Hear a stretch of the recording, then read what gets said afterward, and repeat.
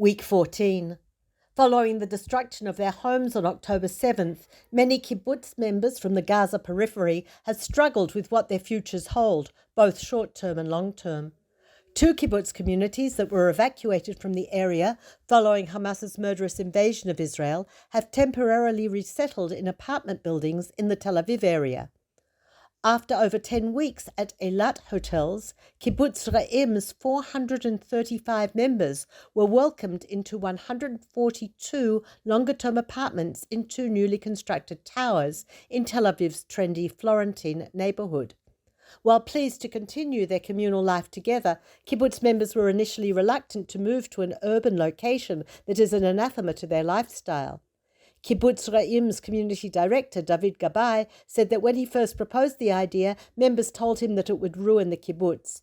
But now, seeing no other viable short-term solution, they have moved as a community. Gabay was one of the many kibbutz members who fought against the terrorists on October 7th, using his pistol to fight as dozens of terrorists stormed the community.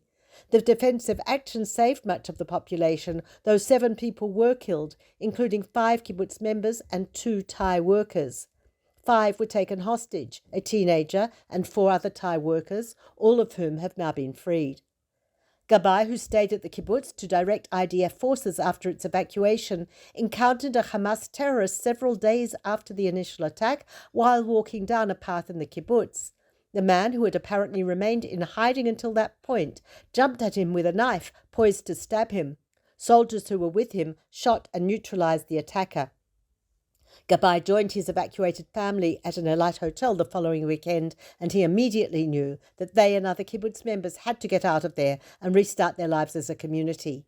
He turned to the Brothers in Arms grassroots movement, which originally was formed to fight the government's judicial overhaul effort, but has pivoted to helping the citizenry during the war.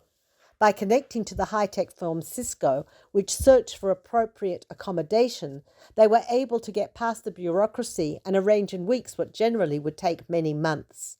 The evacuees are not being treated as guests in Tel Aviv.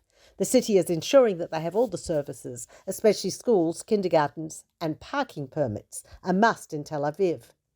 Following their example, the residents of the much smaller kibbutz Cholit, which lost 13 of its 84 members on October 7th, have also moved into one apartment block in Tel Aviv together. Their kibbutz made history as the site where the first women in Israel, maybe in the world, fought a tank battle.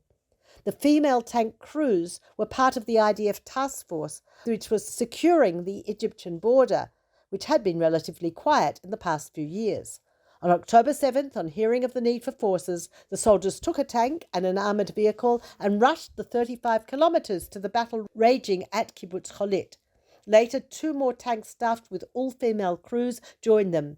They battled for 6 straight hours to eliminate the terrorists who had infiltrated the Gaza Strip.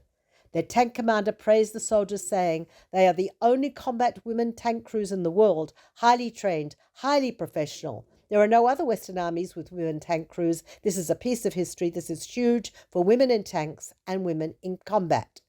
And he said they charged, covered, functioned, tended the wounded in the most inspirational way. This is Peter Jones-Pellach reporting for NCWA Australia.